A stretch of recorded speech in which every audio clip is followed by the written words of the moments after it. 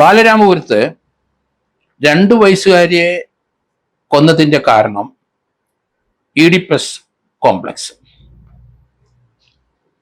കേരളത്തെ ഞെട്ടിച്ചൊരു സംഭവം തന്നെയായിരുന്നു അത്. വളരെ ദുരൂഹതയുള്ളായിരുന്ന ഒരു സംഭവമായിരുന്നു. ഇന്നലെ രാവിലെ ആണ് ആ സംഭവം ഉണ്ടായത്. 2 വയസ്സുകാരിയെ അമ്മാവൻ ഹരികുമാർ വെളുപ്പിനെ വീടിനോട് ചേർന്നുള്ള കിണറ്റിലേക്ക് വലിച്ചെറിഞ്ഞു. കുട്ടി വെള്ളം കുടിച്ചും മരിച്ചതെന്ന് പോസ്റ്റ്മോർട്ടത്തിൽ കണ്ടെത്തി. സംഭവത്തിന്റെ തുടക്കം ഒക്കെ കേരളത്തിലെ ജനങ്ങൾക്ക് മനസ്സിലായി.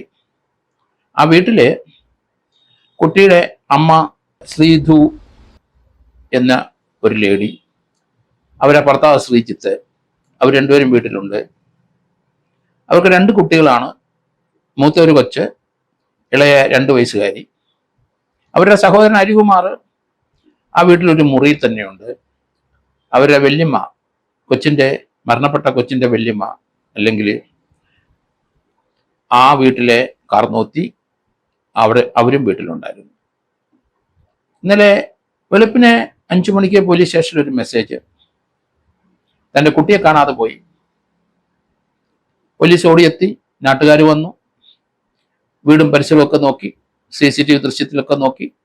വെളിയിൽ നിന്ന് ആരും വന്നിട്ടില്ല, വീട്ടിൽ നിന്ന് ആരെയും കുട്ടിയെ എടുത്തുകൊണ്ട് പോയിട്ടില്ല. ഫയർഫോഴ്സ് വന്ന് കിണർ പരിശോധിച്ചപ്പോഴാണ് 2 വയസ്സുകാരി ആ കിണറ്റിനുള്ളിൽ മരിച്ചു കിടക്കുന്ന കണ്ടത്. പോസ്റ്റ്മോർട്ടം ചെയ്തു. അത് മരണകാരണം ഡ്രൗണിങ്, വെള്ളം കുടിച്ച് മരിച്ചിരിക്കുന്നു. വളരെയധികം ദുരൂഹതയുള്ള ഈ കേസ് പോലീസ് വളരെ വിദഗ്ധമായി, അവിടുത്തെ DYSP ഷാജിയും അവിടുത്തെ SHO സർക്കിൾ ഇൻസ്പെക്ടറും അത് തെളിയിച്ചു എന്നുള്ളതാണ് ഈ കേസിന്റെ പ്രത്യേകത. അല്പം കോംപ്ലിക്കേറ്റഡും ദുരൂഹതയും നിറഞ്ഞ ഈ കേസ് പോലീസിന് അതിന്റെ എന്താണ് സംഭവിച്ചതെന്ന് കൃത്യമായിട്ട് അറിയാം. പല കാര്യങ്ങളും വെളിയിലോട്ട് പറയാൻ കഴിയില്ല. അത് കുറ്റച്ചാർജിൽ മാത്രമേ കൊടുക്കാൻ കഴിയുള്ളൂ എന്നുള്ള രീതിയിൽ DYSP ഇന്നലെ അത് പറഞ്ഞു. ഇതൊരു ഈഡിപ്പസ് കോംപ്ലക്സ് തന്നെ. ഹരികുമാർ എന്ന് പറഞ്ഞ ആള് അന്ധവിശ്വാസിയാണ്, അവിവാഹിതനാണ്. ഈ കുട്ടിയെ കാണാതെ പോയതിനനുബന്ധിച്ച് അയാളുടെ മുറിയിൽ അയാൾ കിടന്ന കട്ടിൽ കത്തിപ്പോയി. അത് മണ്ണെണ്ണ ഒഴിച്ച് കത്തിച്ചെന്നുള്ള മനസ്സിലായി. അവിടെ മണ്ണെണ്ണയുടെ സ്മെല്ലുണ്ടായിരുന്നു. എന്തായാലും പോലീസ് ഉച്ചയോടുകൂടി അയാളെ അറസ്റ്റ് ചെയ്തിരിക്കുന്നു. ആ വീട്ടിലെ ചില പ്രശ്നങ്ങളുണ്ട്. സാമ്പത്തികമായി വലിയധികം പ്രതിസന്ധി കൂടെ കടന്നു പോകുന്ന വീടാണത്. അവിടെ ദേവബന്ധു വന്ന കുട്ടിയും അതിന് തൊട്ട് മുകളിലുള്ള 2 വയസ്സ് 3 വയസ്സിന് വ്യത്യാസമുള്ള മറ്റൊരു കുട്ടിയുണ്ട് ആ വീട്ടില്. വെളുപ്പിനെ 5 മണിക്ക് 5:30 മണിക്കും ഇടയ്ക്ക് കുട്ടിയുടെ കരച്ചിൽ കേട്ടു എന്നാണ് വല്യമ്മ പറയുന്നത്. ആ ശ്രുതിയുടെ അമ്മയുടെ സ്റ്റേറ്റ്മെന്റ് അനുസരിച്ച് അവർ 5-നും 5:30ക്കും ഇടയ്ക്ക് കൊച്ചിന്റെ കരച്ചിൽ കേട്ടു. ബാത്റൂമിലായിരുന്ന മൂത്ത കുട്ടിയായിട്ട് ബാത്റൂമിൽ ശുചിമുറിയിൽ പോയിരുന്ന ആ കുട്ടിയുടെ അമ്മ പെട്ടെന്ന് ഇറങ്ങി വന്നപ്പം തൻ്റെ കൂടെ കിടന്ന ഇളയ കുട്ടിയെ കണ്ടില്ല. അവർ പരിഭ്രാന്തപ്പെട്ടു. അവരൊരു സ്റ്റേറ്റ്മെന്റ് പറഞ്ഞ ഭർത്താവിൻ്റെ അവിടെ കൊണ്ടുപോയി കിടത്തി എന്ന് പറഞ്ഞിരുന്നു. എന്തായാലും കുട്ടിയെ ഭർത്താവിൻ്റെ എവിടെയും കണ്ടില്ല, ഇവരുടെ എവിടെയും കണ്ടില്ല. അങ്ങനെയാണ് അവർ നേരെ 5 മണിക്ക് പോലീസ് സ്റ്റേഷനിൽ വിളിച്ചു പറഞ്ഞത്. ഇതിന് 2-3 ദിവസം മുമ്പ് ഇതിന്റെ തുടക്കം ആ ഹരികുമാർ എന്ന് പറഞ്ഞ കൊച്ചിന്റെ അമ്മാവനും അയാളുടെ സഹോദരി ശ്രുതിയും പോലീസ് സ്റ്റേഷൻ ഒരു കംപ്ലൈന്റ് കൊടുത്തിരിക്കുന്നത് 30 ലക്ഷം രൂപ അവരെ വീട്ടിൽ നിന്ന് കാണാതെ പോയിരുന്നു. അതെന്ത് ഉദ്ദേശത്തിലാണ് അത് കൊടുത്തത്, ഈ ഒരു അപകടത്തിന്റെ മുന്നോടിയായിട്ട് കൊടുത്തു എന്ന് കണക്കാക്കേണ്ടി വരും. അത് എന്തുകൊണ്ടാണ് ഹരികുമാർ സഹോദരിയും അങ്ങനെ ഒരു പരാതി കൊടുത്തതെന്നുള്ള ഇനി പോലീസ് അത് അന്വേഷിക്കേണ്ടിയിരിക്കുന്നു. ഏതായാലും ഇന്നലെ പോലീസ് ആ പ്രതിയായി ഹരികുമാറിനെ അറസ്റ്റ് ചെയ്തു, റിമാൻഡ് ചെയ്തു. ഇനി അയാളെ തിങ്കളാഴ്ച കസ്റ്റഡി വാങ്ങും എന്ന് ഞാൻ കരുതുന്നു. അയാള് അന്ധവിശ്വാസിയാണ്. അയാള് ബ്ലാക്ക് മാജിക്കിലൊക്കെ വിശ്വസിക്കുന്ന ആളാണ്. ആലപ്പുഴയിൽ അയാള് ഒരു ജ്യോത്സ്യന്റെ അടുത്ത് 5-6 മാസം പോയി നിന്നു. അതിനുശേഷം അയാൾ വീട്ടിൽ വന്നു. അയാൾ അമ്പലത്തിലെ ഒരു കഴകക്കാരുടെ കൂടെ സഹായിക്കുന്ന ആള് തന്നെയാണ്.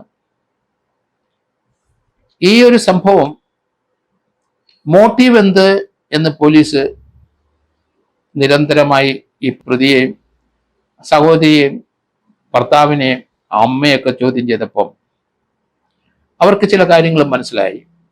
ഇയാള് അരികുമാർ അയാളുടെ മുറിയിൽ നിന്ന് തൊട്ടടുത്ത മുറിയിലുള്ള പെങ്ങക്കയച്ച ആ മെസ്സേജ് അത് ഒരു ഇഡിപ്പെക്സ് കോംപ്ലക്സ് ഉള്ള വ്യക്തി അയക്കുന്നതായിട്ടാണത്. നമുക്കറിയാം ഫ്രോയിഡ് അദ്ദേഹത്തിന്റെ ചില നിഗമനങ്ങളും ചില രോഗലക്ഷണങ്ങളും ഒക്കെ ഫ്രോയിഡ് എന്ന പഴയകാല ആ ആള് ഇതേപ്പറ്റി നന്നായിട്ട് ഡീപ്പായിട്ട് പഠിച്ച് പറഞ്ഞിരിക്കുന്ന കാര്യങ്ങളാണ്. കാരണം ഫ്രോയിഡിന്റെ തിയറി അനുസരിച്ച് ആൺകുട്ടിക്ക് ചിലപ്പോൾ അമ്മയോടും പെൺകുട്ടിക്ക് ചിലപ്പോൾ അച്ഛനോടും ചില സെക്ഷുവൽ അഭിനിവേശമൊക്കെ തോന്നാം. അത് മനുഷ്യ സഹജമാണ്.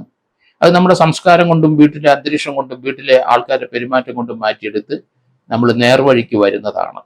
പക്ഷെ ഇവിടെ സംഭവിച്ചിരിക്കുന്ന അങ്ങനെ ഒരു ചിന്താഗതി അത് ചെറുപ്പത്തിൽ നുള്ളിക്കളയാൻ പറ്റാതെ വന്നു അരികുമാറിന്റെ മനസ്സിൽ നിന്ന്. അയാള് അത് ആ രീതിയിലുള്ള ചില മെസ്സേജുകൾ സഹോദരിക്ക് അയച്ചു വന്നു. അങ്ങനെ അതിനുള്ള വൈരാഗ്യം കൊണ്ടാണ് കൊച്ചിനെ കൊന്നതെന്നുള്ള നിഗമനത്തിൽ എത്തേണ്ടിയിരിക്കുന്നു. ഏതായാലും പോലീസ് അത് വളരെ ഡീപ്പായിട്ട് പഠിച്ചിരിക്കുന്നു. അതുകൊണ്ടാണ് ആ DYSPയെയും മറ്റും ഞാൻ അഭിനന്ദിക്കുന്നത്. അവർക്ക് പെട്ടെന്ന് കാര്യങ്ങൾ മനസ്സിലായി, അയാളുടെ മെസ്സേജ് കണ്ടു. ഇതിനകത്ത് മറ്റൊരാൾ വരാനുള്ള സാധ്യത കുറവാണ്. സഹോദരിയുള്ള വൈരാഗ്യം അതുകൊണ്ട് തന്നെ ആയിരിക്കാം ഈ ജീവനുള്ള കുട്ടിയെടുത്ത് കിണറ്റിൽ എറിഞ്ഞു കളഞ്ഞത്. ഈ ഒരു സംഭവം കേരളത്തിലെ പക്വതയില്ലാത്ത സംസ്കാരമില്ലാത്ത ഒരു കുടുംബാന്തരീക്ഷത്തിലാണ് ഇങ്ങനെയൊക്കെയുള്ള സംഭവങ്ങൾ ഉണ്ടാകുന്നത്. അവർ സാമ്പത്തികമായിട്ട് വളരെ തകർച്ചയിലാണ്. ആ സ്ത്രീ അതിൽ നിന്ന് കരകയറാൻ പല മാർഗങ്ങളും നോക്കി. അവർ വളരെയധികം ആൾക്കാരുടെ നിന്ന് പണം വായ്പ വാങ്ങിച്ചിട്ടുണ്ട്. അതൊന്നും തിരിച്ചു കൊടുക്കാൻ പറ്റാതെ വന്നു. ഇവരിപ്പം താമസിക്കുന്ന വീടിനടുത്ത് അവർക്ക് കുടുംബ വീടുണ്ട്, അത് വാസയോഗ്യമല്ല എന്ന് തോന്നുന്നു. അവർ ഇവിടെ വന്ന് വാടകയ്ക്ക് താമസിക്കുന്നതാണ്. ഈ വീടിൻ്റെ ഇതിനോട് ചേർന്ന് ഒരു കിണറുണ്ട്, ആഴമുള്ള കിണറാണ്. ആ കിണറിന് അരപ്പിത്തിയുണ്ട്. കുട്ടിക്ക് 2 വയസ്സുള്ള കുട്ടിക്ക് നടന്നുപോയി വീഴാൻ ഒക്കില്ല. അത് ആരെങ്കിലും എടുത്തിടാതെ ആ കുട്ടി കൊല്ലപ്പെടില്ല എന്ന് പ്രഥമ ദൃഷ്ടിയെ തന്നെ പോലീസിന് മനസ്സിലായി. വീടിനകത്ത് തന്നെ കൾപ്രിറ്റ് ഉണ്ട് എന്ന്, കുറ്റവാളി വീടിനകത്ത് തന്നെ ഉണ്ട്. വീടിന്റെ സൈഡിലെ ആ ചെറിയ വീടിന്റെ സൈഡിലെ ഒരു കമ്പിയിലെ 3 പേരെ തൂക്കാൻ പരുവത്തില് അവിടെ ഒരു ഹുക്ക്, അവിടെ 3 കയറ് കുരുക്കിട്ട് നിർത്തിയിട്ടുണ്ട് കണ്ടു. അങ്ങനെയൊക്കെ ഒരിക്കലും പ്രതീക്ഷിക്കാത്ത പല കാര്യങ്ങളും നമ്മളൊക്കെ അവിടെ കാണാൻ പറ്റും. കാരണം ഈ കൊച്ചിനെ കിണറ്റിലെടുത്ത ശേഷം ആയിരിക്കണം അരികുമാർ അയാൾ കിടക്കുന്ന കട്ടില് കത്തിച്ചിരിക്കുന്നത്. മണ്ണെണ്ണ ഒഴിച്ച് മറ്റാരോ വെളിയിൽ നിന്ന് വന്നു എന്ന് ഒരു ധാരണ പരത്താൻ വേണ്ടി തന്നെ, അല്ലെ പോലീസിനെ മിസ്ലീഡ് ചെയ്യാൻ വേണ്ടി തന്നെ. എന്തായാലും വളരെ ദുരൂഹമായ ഈ കേസിലേക്ക് പോലീസ് പെട്ടെന്ന് കടന്നു കയറി. ഏതായാലും പ്രാഥമിക അന്വേഷണം വിജയിച്ചിരിക്കുന്നു. അത് എന്തുകൊണ്ടാണ് ആ മെസ്സേജിൽ നിന്നും സാഹചര്യത്തിൽ നിന്നും ഈ പയ്യന്റെ മാനസികാവസ്ഥ പെട്ടെന്ന് പോലീസിന് മനസ്സിലായി. ഇയാൾ അന്ധവിശ്വാസിയാണ്. ഇയാള് ആലപ്പുഴയെ കുറച്ചുനാൾ ഒരു ജ്യോതിഷകൂടെ നിന്നിട്ടുണ്ട്. പൂജ ചെയ്യുന്ന വ്യക്തിയാണ്, അതിൽ വിശ്വസിക്കുന്ന ആളാണ്. അങ്ങനെ മാനസികമായി ഇയാള് വളരെയധികം വ്യത്യസ്തമായ ധ്രുവത്തിൽ കൂടെ സഞ്ചരിച്ചുകൊണ്ടിരിക്കുകയാണ്. നോർമലായ ഒരു മനുഷ്യന്റെ പ്രവൃത്തിയല്ല ചെയ്തിരിക്കുന്നത്. എന്തായാലും പോലീസ് കൃത്യമായ ആ ട്രാക്കിലേക്ക് വന്നു, അയാളെ അറസ്റ്റ് ചെയ്തിട്ടുണ്ട്.